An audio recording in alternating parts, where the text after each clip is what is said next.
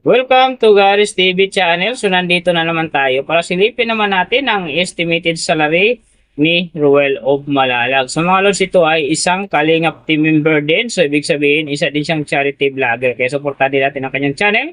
Kagaya ng pag-support natin siyempre sa buong Kalingap team. Pero siyempre, huwag niyong kalimutan na isama sa pag-support ang kanyang langga na si Rachel Morales Vlogs. And din isama nyo na ang kanilang mga magulang, Pading Rizan Vlogs, and din Kalingap Awe. At saka yung kapatid niya na si Kalingap Angeli. And then siyempre, isama nyo na yung Roboys. At saka mga lods, isama nyo na rin siyempre ang aking channel. So ito ay request naman ni Masilinda Dilig. So idol, maraming salamat sa iyong request. And then siyempre sa pagsubaybay mo sa aking channel, ingat ka palagi dyan. And God bless. And then yung kay Rachel, to follow na lang para sa next video natin. So mga lods, kung bago pa kayo sa aking channel, pakiclick naman ang subscribe natin. And then siyempre, pakipost na rin na ang notification bell para lagi kayong updated sa ating video. So ano pa ba ang hinihintay natin mga lods? Let's go!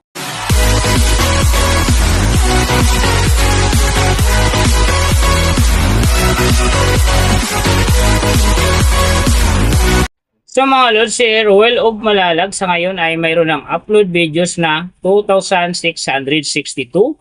And then, meron na rin siyang subscriber na 428,000. So, may video views naman siya ngayon na 136,960,522. And then, yung kanyang country is PH. So, yung channel type naman niya is People. And then, yung account niya, ginawa ito noong November 5, 2016. So, doon naman sa kanyang total grade, nakakuha siya ng letter B. And then, sa kanyang social blade rank naman, nasa 92,860. So doon naman sa kanyang subscriber rank nasa 1,910. And then sa kanyang video views rank naman nasa 141,792.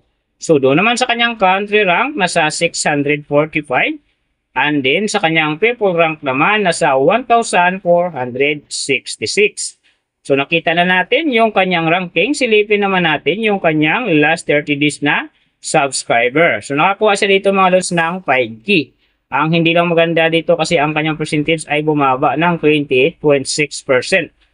So ibig sabihin nun, mas bumaba yung pasok ng kanyang subscriber ngayon kung i-compare natin sa nakaraan niyang buwan. So alam na this, mga fans ni Ruel of Malalag, Rochelle Fanatic dyan at saka Kalingap Fanatic. So share na natin sa ating mga newsfeed ang kanyang video dahil big help yan para gumanda uli ang pasok ng kanyang subscriber. So doon naman sa kanyang views mga loves in the last 30 days, nakakuha siya ng 5.888 views. So hindi rin maganda ang kinalabasan kasi ang kanyang percentage ay bumaba din ng 14.7%. So ibig sabihin, bumaba din ang pasok ng kanyang views sa ngayon kung i-compare natin sa nakaraan niyang buwan. So mga loves, mahalaga talaga ang pag-share ng video dahil big help yan para gumanda uli ang pasok ng kanyang subscriber at din siyempre kasama na doon ang kanyang views. So nakita na natin yung kanyang ranking, last 30 days subscriber, and din yung kanyang views. Silipin naman natin yung kanyang daily summary from subscriber, views, and din yung kanyang earning. So sa kanyang subscriber mga lods, may isang araw lang ako nakita rito na umangat ng 1K. Noong November 27, nakakuha siya ng 1K kaya ang kanyang subscriber ngayon nasa 428,000. So doon naman sa kanyang views mga lods, yung maganda rito, November 22, nakakuha siya ng 380,000. And then pagdating ng November 25, nakakuha siya ng 195,000. So pagdating naman dito ng November 29, nakakuha siya ng 312,000. And then yung last na maganda sa kanya yung December 5, nakakuha siya ng 347,000. So yan ang magagandang views na nakuha niya mga lods. Pero sinasabi ko hindi yan ganun kaganda kasi nga ang kanya percentage dyan ay bumaba pa ng 14.7%. So doon naman sa kanyang earning, tingnan natin dito yung November 24. So sa kanyang low estimated, nakakuha siya ng $48.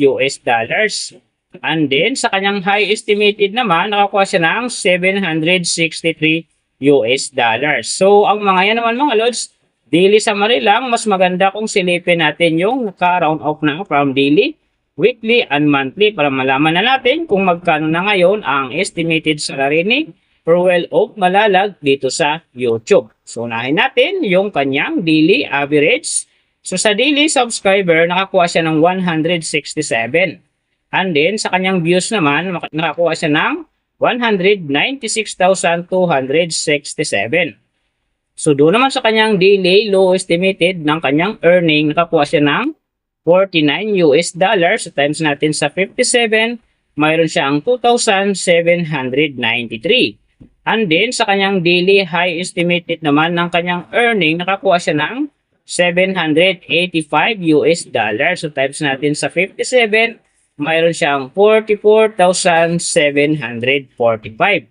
So yan mga lods ang kanyang daily average. So pupunta naman tayo sa kanyang weekly average. So sa weekly subscriber, nakakuha siya ng 1.16k. And then sa kanyang views naman, nakakuha siya ng 1,373,869. So doon naman sa kanyang weekly low estimated ng kanyang earning, nakakuha siya ng 343 US dollars. So times natin sa 57, mayroon siyang 19,551. And then sa kanyang weekly high estimated naman ng kanyang earning, nakakuha siya ng 5,500 US dollars. So times natin sa 57, mayroon siyang 313,500. So yan naman mga lods ang kanyang weekly average. So pupunta naman tayo sa kanyang monthly average. So sa monthly subscriber, nakakuha siya ng 5K.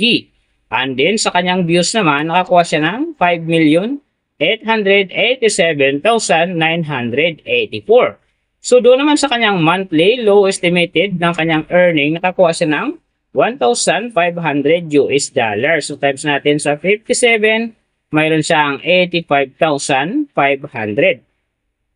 And then sa kanyang monthly high estimated naman ng kanyang earning, nakakuha siya ng 23,600 US dollars. So times natin sa 57, mayroon siyang 1,345,200.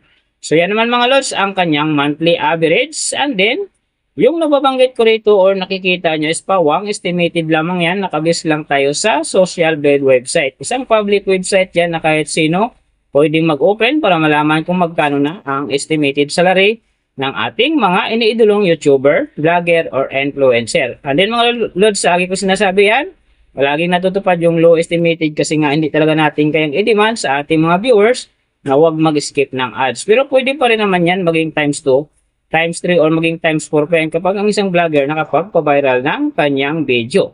So siyempre mga lods, kung supporter ka ni Ruel of Malalag, huwag ka na mag-skip ng ads dahil big help yan sa kanyang channel.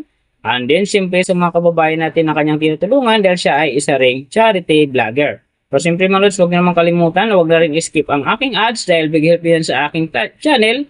And then siyempre sa aking mga personal na adhikain. So mga lods, kung nagustuhan nyo ang video na to, pakiclick naman ang subscribe natin. And then siyempre pakipost na rin ang notification bell para lagi kayong updated sa ating video. So big thank you sa lahat ng mga sumusuporta sa aking channel. Sa magsusupport pa lang, ingat kayo palagi and God bless. At sana gabayan kayo palagi ng Panginoon sa ginagawa niyo araw-araw. At siyempre magtagumpay din kayo sa inyong mga pangarap. So hanggang dito na lang. See you on my next video.